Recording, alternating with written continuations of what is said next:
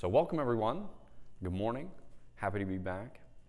So I recently took a trip up to Michigan, which is where I'm from originally. And Michigan is a phenomenally beautiful place. There's still a lot of untouched nature up there. And so we had the opportunity to kind of go around, slow down a little bit, and see what was there in terms of appreciating the natural beauty, how long it takes for those things to be created. And that really gave me a sense of wonder, an appreciation for what is, and really, I think helps give me a sense of scope in terms of realizing both how small I am and how lucky I am to experience the things that I experience. So that's what I want to talk about today, is a sense of wonder and why it's important to have a sense of wonder, and then other meanings for the word wonder that I think are important for us. So I think there is a sense out there among people who maybe don't understand humanism or agnosticism that we fail to have a sense of wonder. We fail to appreciate the bigger things because maybe we don't link it to supernatural forces or magic or whatever it happens to be. And I don't think that's at all true. I think, in fact, we oftentimes have a strong sense of wonder because I think for us, the universe is enough. The great expanse of all things that have existed in time, and the fact that we exist on this tiny speck in such an unlikely circumstance, is really a sense of wonder. And so I wanted to point that out first because I think that's a misconception. I think it's one that we can combat in talking to other people and explaining what it is that we believe in and why we believe it and why it's important. So how is it that things can be wonderful if there's no magic, if there's no divine intent behind it? And how is it that we can have wonder if we're also very skeptical about the world around us, right? Those of us who don't believe in the supernatural tend to be a little bit more skeptical about what's offered to us. Well, why is this? And we tend to question and say, well, why, or how, or is that really what I'm seeing? So how do those two things go together? How does wonder and skepticism work together? So for me, and this is something that I had the opportunity to do, have you ever seen the Milky Way with your own eyes, without a telescope, without anything else? Have you ever been in a place that is so dark that you can see the Milky Way in the sky? And I see that some of you have. And when you look up and you can see the Milky Way standing on our tiny little planet, and you realize that we're somewhere, quite a ways out in terms of just the one galaxy that we're in, and you really, it's very quiet, it's exceptionally dark, and you have the chance to just look at it. And I think you are able to zoom out on your own life. If you've ever seen when movies start, and they start with a scene that's very close up on someone, and then you zoom out and you zoom out farther and farther until that person isn't recognizable anymore, right? They're just part of the planet, or they're part of a town. And you realize that you're actually part of something drastically bigger than yourself. So to me, when I saw that, it caused me to think, and to remember, I should say, that we're all part of something bigger. And that, to me, is enough. It's enough that we're part of this unique circumstance and time in all of the universe's history. And that, to me, is wonderful. That gives me a sense of awe, a sense of wonder. It's such a huge scope outside of humanity, it's almost incomprehensible. To me, it's so large that it actually gives you a feeling. It's no longer simply a concept of, yes, we're very small and the universe is very big, but it gives you a feeling of wonder, of grandiosity. And so to me, I think that's an important thing. Not just that we have the feeling, but I think that we seek that out for a couple of reasons. So why should we value wonder when we're supposed to be, why should we value this emotional feeling of connectedness or smallness or greatness or whatever it happens to be when we're supposed to be these ultra-rational, science-driven people, right? Well, I think there are a couple reasons. One is that wonder gives us scope. It's very easy to be bogged down in our day-to-day grind. We're doing our thing, our routine, and this is what it is we have to do. This is the hand that we were dealt. And I think seeking out wonder gives us that sense of scope and perspective that allows us to keep aligned with what we truly value. Beyond that, it also gives us the perspective in remembering that things could be much worse.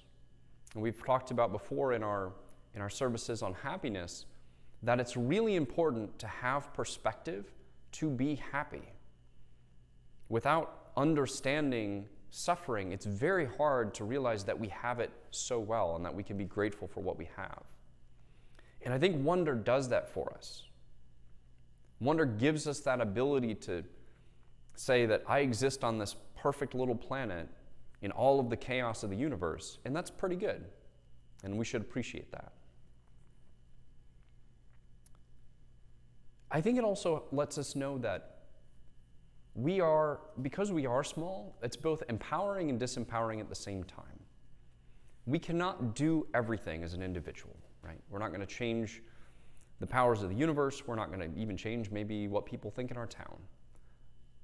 But I think it also reminds us that we can do something because we are all connected, that we do have influence, and particularly when we partner and we team up, that we can have impact. You know, we left this planet. We're looking to do so again. We're looking to spread humanity across the cosmos. And we can do that together, not as individuals, right? But it helps us to realize that while we are both small and large, come on in. Please grab a seat. So today we're talking about a sense of wonder and maintaining a sense of wonder. So we were talking about how wonder gives us the ability to maintain perspective. It helps us to realize that we're both very small, but part of something much bigger. And that we can't do everything ourselves, but we can do some things, and we can do more things when we're joined together. And we were just talking about sending people out into space, for example. And so it reminds me of what I think is called the serenity prayer. You know, may I have the courage to do the things that I can do, the serenity basically to accept the things that I can't change, and then the wisdom to know the difference. I think that's a really powerful thing because sometimes we get wrapped up in these ideas that, there are forces out there that we can do nothing about because we're so small. And so on one hand, wonder helps connect us to everyone else. We're all on this planet together. We can all make something better. But then it also gives us the scope to realize that while we may not be able to do everything, that's okay. It's okay to not bear the weight of the entire world on our shoulders because we are small. And so it's okay to accept that sometimes we'll fail and sometimes we can't make the thing happen that we think should. But there is still something that we can do. And again, happiness requires perspective. And I think wonder helps give us that perspective to say, we've really got something here, and we should appreciate it. So that's that first concept of wonder, and that's the traditional sense of wonderful or amazing, something almost beyond our comprehension. The second piece of that is the sense of wonder. And a lot of this is something that people would associate with childhood, a childlike sense of wonder. To children, everything is wonderful because everything is new, everything is incomprehensible. And I think there's value in that. So I have 2 young kids, and it helps me to appreciate the small things again, right? They are amazed by birds and frogs and sticks and rocks, very small things, but they appreciate the value that those things bring to their life, the novelty, the wonder. And I think we forget that. But that sense can be regained, but it takes practice. And particularly, it takes slowing down and just sitting and being quiet and pondering and looking up at the stars, finding a place that you can see the Milky Way, and realizing that there are so many things out there to appreciate. And I think that finding, because it requires that search, and then seeing things in the world that give us a sense of wonder give us hope, and they give us positivity. Because we can realize that there is still goodness in the world even when maybe we're dealing with something difficult. So there's a whole different meaning to the word wonder, and that's to be curious, right? I wonder. And I think the phrase "I wonder" may be one of the most powerful phrases ever uttered in human history. I wonder what would happen if I did this. I wonder why things are the way they are. I wonder how they could be different. Come in, Nisi. Welcome. I wonder what I could do to make things better. So, when you think about wonder, the first piece is how things are wonderful and how it is that we can appreciate what is out there. But the second piece is that we should wonder about things and be curious. To me, it's one of the defining characteristics of what it means to be human. And really, to me, that idea, I wonder, has led to all of discovery and innovation throughout human history. And there's a flip side to that piece of wonder as well. So the first was obviously, by definition, the desire to be curious, right, or to know something. The second is to feel doubt. I wonder if that is true. I wonder if it is right that we should do this sort of thing. I wonder if it is right for us to treat certain people badly who are different from us. And that doubt, I think, is also at the core of what it means to be human. That's fine. And so those two things together, that doubt and skepticism, are really core to humanism and core to progress. We need those things to question what's out there and then to be curious of what's beyond the next hill. In this case, I think today, what's beyond the next hill is maybe Mars. And what's beyond that is something we don't even have the question for yet. So as we think about the idea of wonder today, I think there are some things that we can do, that we can take away from this idea of wonder. So first is train your eye to see wonder. So I've got some links that I'll post later today, and some of the ways this article recommended were to slow down. And I'm not talking about slow down, just like walk slower or carve out 5 minutes to sit. Those are good things, but to really slow down. One of the examples I gave is to take turtles for a walk. I don't know that we can necessarily secure turtles for walks on a regular basis, but think about walking at a turtle's pace and how much time you would have to see what's really there. You would see patterns in leaves. You would see how rivulets of water flow into maybe a larger pond or a puddle and how those things work together. You'd really see things that we have screened out of our minds because it doesn't add to our ability to make money or to, feed ourselves or whatever it is. But I think those bits of wonder are the things that also cause us to be curious. It's like a nature walk with the kids. Super simple. Exactly.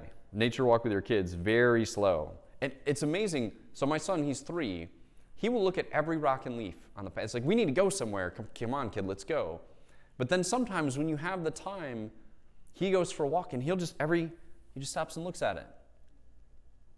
And then he'll tell you about it. He'll describe it. He's really paying attention to that. That's a really valuable skill, I think, for us to learn and to relearn oftentimes. And then do take a break from your routine. So we had the ability to go on a vacation up to my mom's house in Michigan, and the complete separation away from my routine. Some of it uncomfortable, and some of it caused me to lose sleep.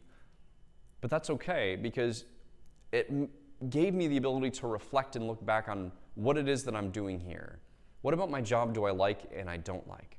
What about my circumstances in life do I like and do I not like? What things could I change or what things wouldn't I change? But oftentimes you need that space and you need that perspective to be able to do that. Certain things you're lazy about. Exactly. And you give yourself that additional human scale perspective when you have that chance to wonder. When you look at the bigger things and you think about my spot on this planet, or you think about my place in nature, it gives you back that human scale that we're both small and connected to something bigger at the same time. And then finally, wonder about things. Be curious. Be skeptical. Ask questions. Why are things that way? I wonder. And so finally, as you go out today, I ask that in all things be wonderful. Thanks very much.